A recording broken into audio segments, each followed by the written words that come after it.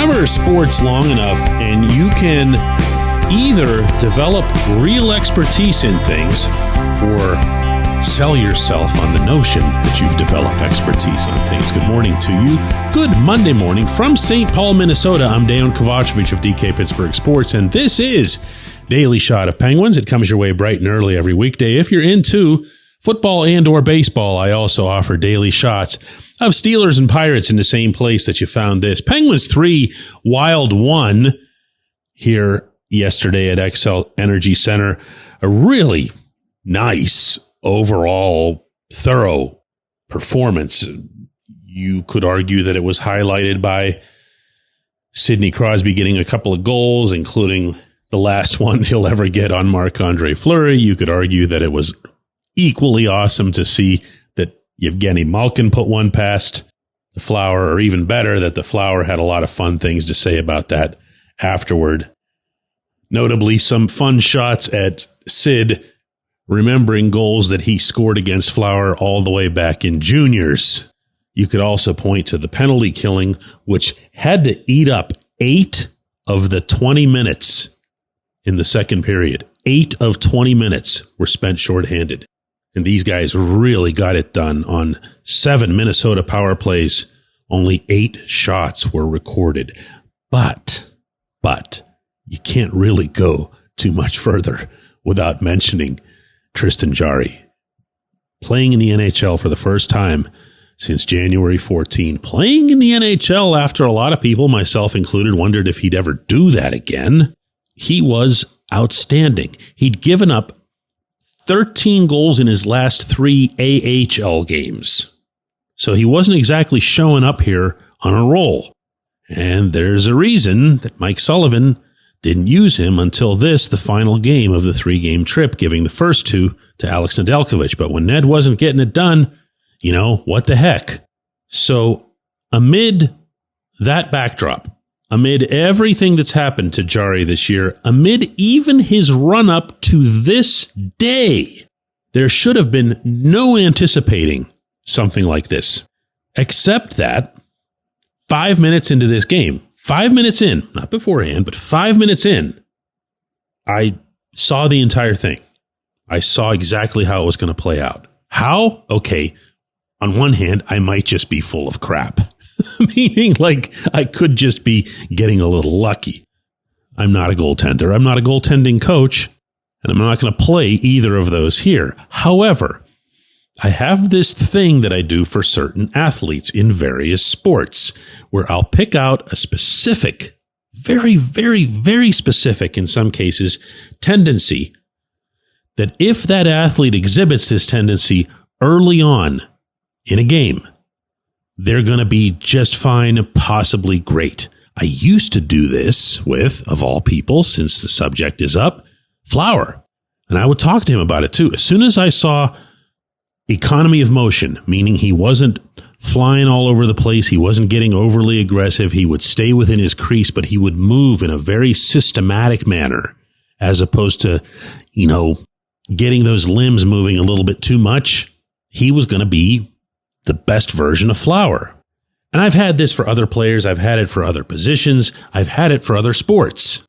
But one of the guys that I've had it in place for the longest time, oddly enough, is Jarry. And it goes a little like this. When I would see his pads, meaning the leg pads, jut out. For those of you who are a little bit older, you might remember there used to be a toy called the Rock'em Sock'em Robots, where, to try to describe it for those of you who don't know what it is, you would press a button as this plastic toy, and it looked like boxers, and the robot would jut out its arm or its appendage in some form very violently to the left or to the right. It was an unnatural motion for a human, but perfectly acceptable for a toy robot, right? That's what Jarry's pads looked like always when he was at his sharpest. So early on in this game, the Wild had some pretty decent chances. As well as the Penguins played defensively, there were some egregious, a couple anyway, breakdowns early on. And in every case, they shot low. And in every one of those cases, those pads came out to one side or the other. And I went, what the heck is this? How did this version of this guy give up 13 goals in 3 minor league games before coming up here? And sure enough, the game plays out exactly as I and maybe nobody else in the arena would have expected.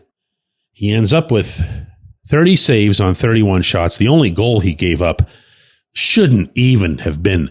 It's just a terrible non-call in the neutral zone that handed Minnesota a 2-on-1. So I'm more in the mind of thinking of this as a shutout even than a 30 of 31. But you'll take the 30 of 31.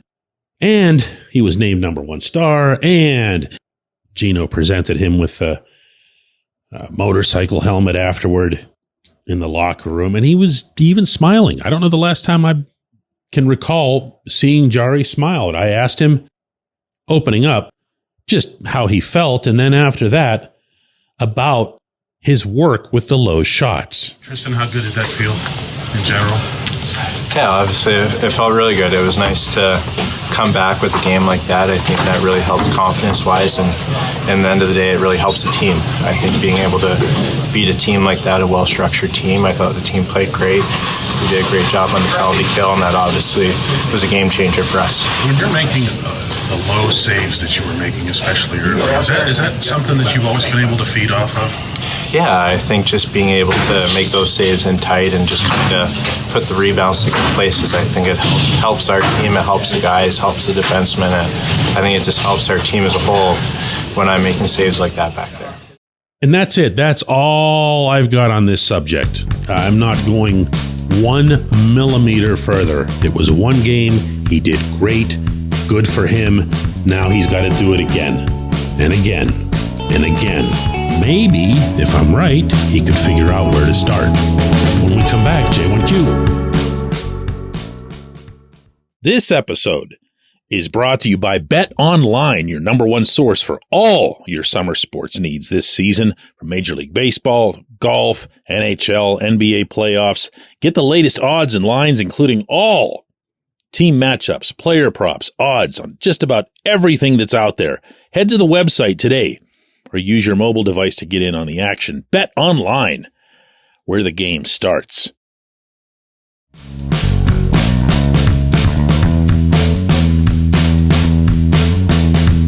Today's J1Q comes from Patty, who says, DK, with everything I have, I'm hoping and praying somehow, somewhere, at some point, the Penguins are able to dump Erik Karlsson. His lazy play and lack of accountability is a cancer on the team, and that is how I really feel. Patty, I'm not in the business of telling anybody how to feel. I'm not going to tell you that either. That's your opinion. That's your perspective. It's very much your right.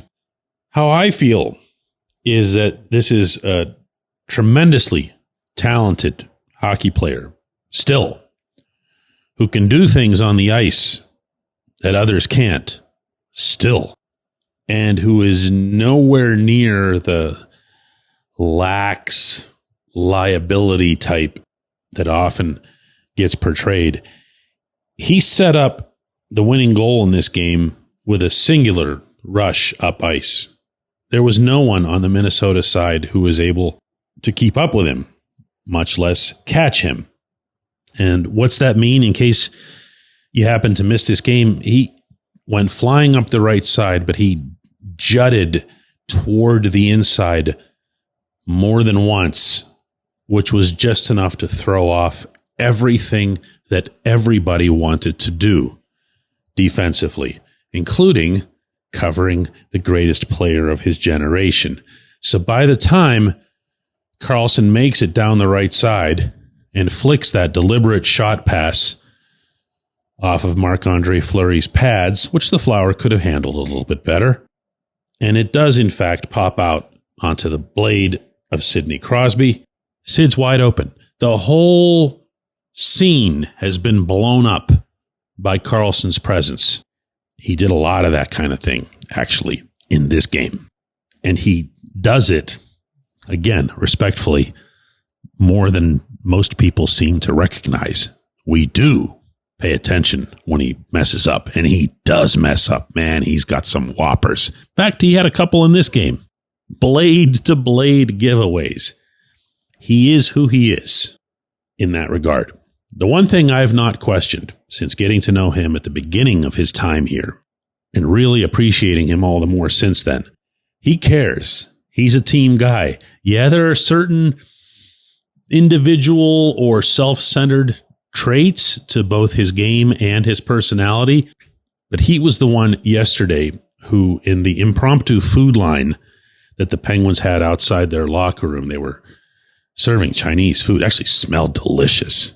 And Ricard Raquel and Mike Sullivan were in this line, and about no more than 3 feet away, Karlsson's holding up his phone, the phone camera, to talk to his children back home. And he's yelling out, "Penguins win! Penguins win!" which is cracking up everybody in the line. And as I'm passing by, I turned to Sullivan and Raquel and said, he'd better watch it. He's going to take my job. Anyway, no point in sharing that with you. It's just stuff that you get to see when you're in and around it, to whatever extent a reporter can be. He's not some ogre. He's not some monster. He's not somebody who's collecting a paycheck. He really is about the winning. He just has a really funny way of going about it sometimes. I appreciate you, Patty. I appreciate everybody who listens to Daily Shot of Penguins. We'll be back with another one of these when I get home tomorrow.